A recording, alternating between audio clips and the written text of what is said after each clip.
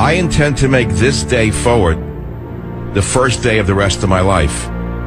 We can change our lives. You say, well, what's wrong with your life, Michael? Well, it's not that there's anything wrong with my life, but it's not what I want it to be. I don't feel that I'm inspiring people in the way I want to inspire them. You see, you can inspire through hate. You can inspire through love, hope, humor, the positives.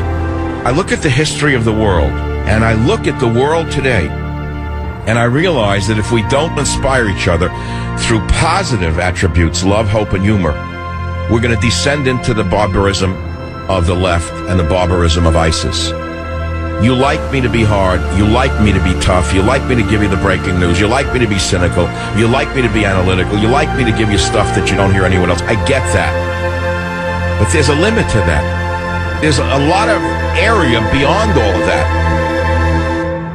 I think of Christmas.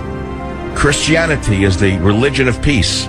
Christianity is the true religion of peace. Turn the other cheek. Do unto others as you would have them do unto you. These are messages that come from Christianity. What can you do in an age of deceit and lies and terror?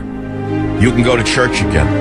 However unneeding you think you really are, you know in your heart that there's something missing in you.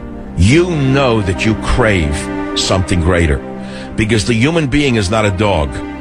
We are unique creatures.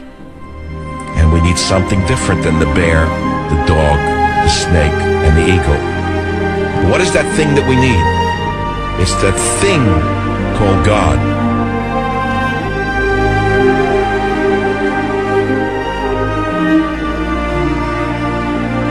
The media has promulgated the idea and promoted the idea that we only need food and fornication. And so when people are empty, that's what they seek.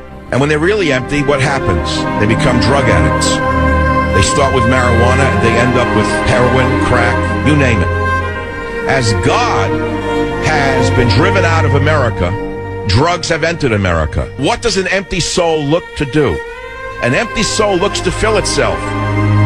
Just as an empty vessel needs to be filled with a liquid to be complete. An empty human being needs to fill itself to be complete. And how does it fill itself? I know, again, many of you will laugh because you're cynical. It's through those things I'm talking about, inspiration. Do you think a musician can play one day without inspiration from somewhere? The greatest artists in the history of the world were not drug addicts. They were usually God addicts. Look at the greatest art in history. You'll find most of them were super religious people who literally saw God in their living room. And then took the power of God and that was transmitted through the paintbrush or through that piece of marble. How could a man like Rodin take a piece of inert stone and inside that stone see the essence of a human form and sculpt from that block of inert stone of marble the portrait of a human being that looks so real? 100 years later, I go and look at them in the museum, and literally inside that carved eye, I can see the person. How is that possible? How?